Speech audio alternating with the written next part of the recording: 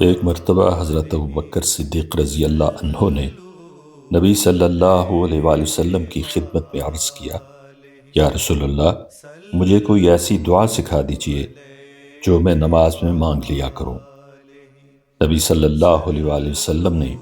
انہیں یہ دعا تلقین فرمائی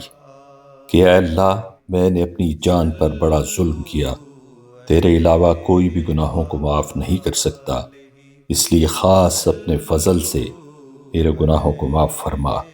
اور مجھ پر رحم فرما، بے شک تو بڑا بخشنے والا مہربان ہے۔ حضرت ابوبکر صدیق رضی اللہ عنہ نے ایک مرتبہ لوگوں سے خطاب کرتے ہوئے فرمایا کہ جناب رسول اللہ صلی اللہ علیہ وآلہ وسلم نے ارشاد فرمایا، لوگو، انسان کو دنیا میں ایمان اور عافیت سے بڑھ کر کوئی نعمت نہیں دی گئی، اس لیے اللہ سے ان دونوں چیزوں کی دعا کرتے رہا کرو۔